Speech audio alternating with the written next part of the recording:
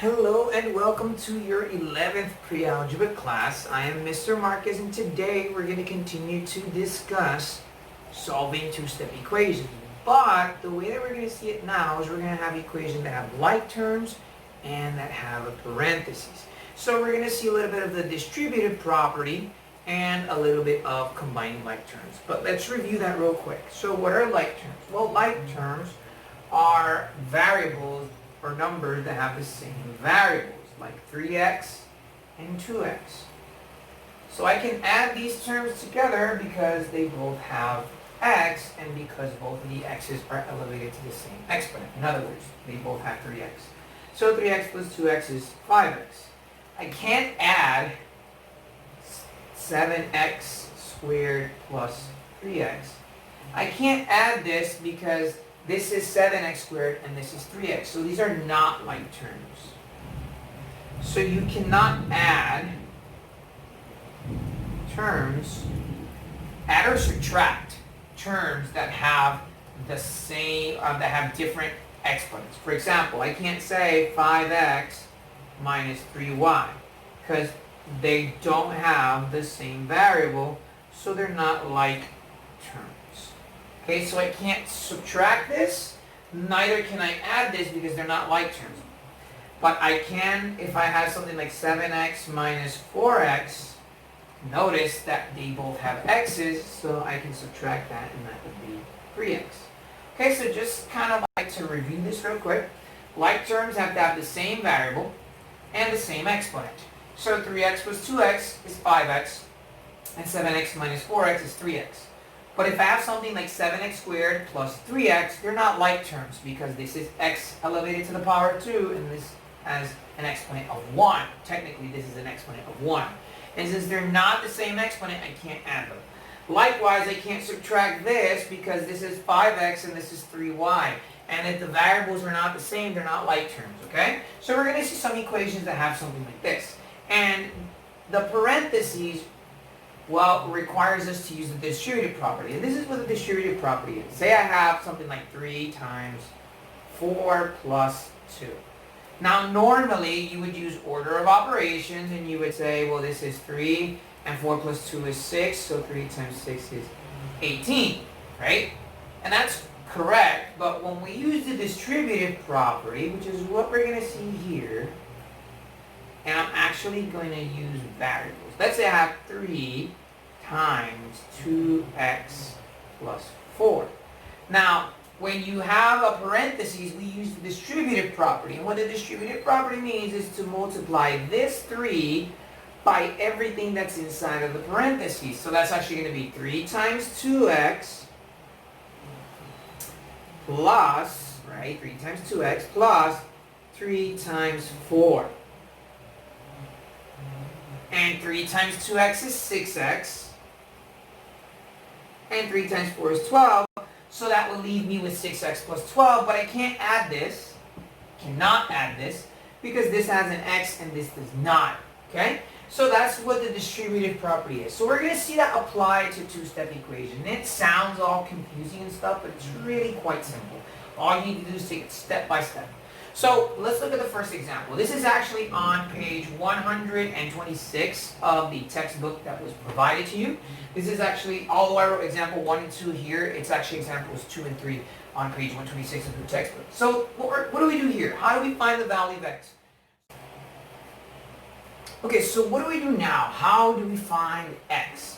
So what we're going to do is use the distributive property like I was explaining to you guys a minute ago. So I'm actually going to bring down the minus 21 here to negative 21.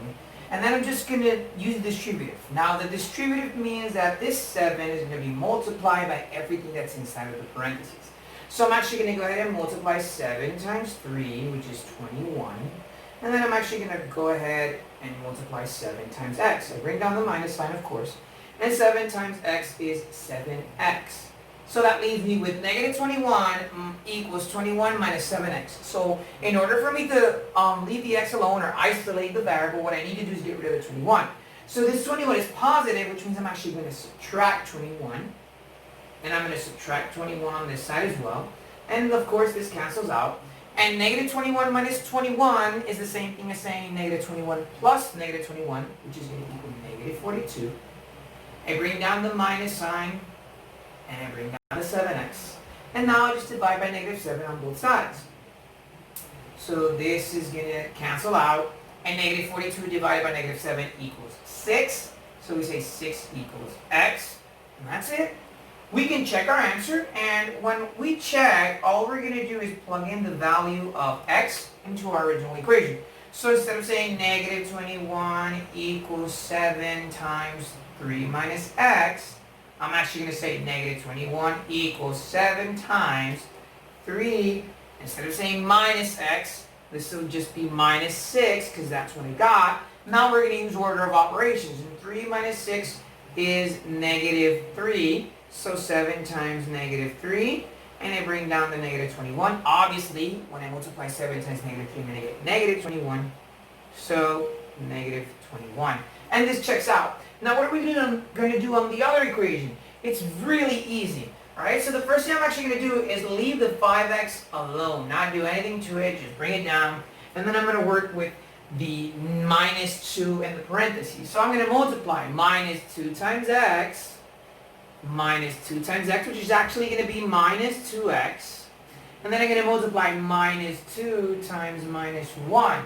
Now minus 2 times minus 1 is the same thing as saying negative 2 times negative 1, which is going to be plus 2, and that equals 8. So what we're going to do now is, now that the equation is really simplified, all I'm going to do is just combine my like terms. Now, because 5x and 2x have the same variables and the variables have the same exponent, I just subtract. And 5x minus 2x is 3x. Bring down the plus 2. Bring down the equals 8. I subtract 2, right? Because if I'm adding, I'm going to do the opposite of adding, which is subtracting. I bring down the 3x. And 8 minus 2 is 6. And then I just divide by 3 on both sides, and x equals 2. And that's my answer. X equals 2. Now to check my answer, all I need to do is just plug in the 2 wherever there's an x. So you're going to say, right, instead of rewriting your equation the way you have it, you say 5x minus 2 times x minus 1 equals 8. Just plug the 2 wherever the x is. And you're going to say 5 times 2 minus 2 times 2 minus 1 equals 8. And what we do now is just we use our order of operations and we work from left to right. So 5 times 2 is 10. That's going to be 10. And then we work with our parentheses here. So 2 minus 1 equals 2. 2 minus 1 equals 1. I'm sorry. So that would be 2 times 1 equals 8. And of course, 2 times 1 is 2. And 10 minus 2 equals 8. So 8 equals 8. And that's it, guys. That's how we work on these problems. I know they can seem a little long, a little tedious. Maybe I over-explained some steps, but that's just because I want to make sure you understand them properly. So once you've seen this video and you can review these examples again on page 126. On page 126, they say example 2 and 3.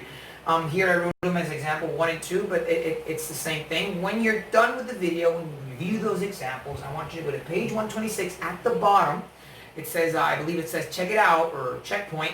And I want you to do problems 1, 2, and 3, all right? So this is your favorite math teacher signing off. Stay safe, and I'll see you soon. Bye.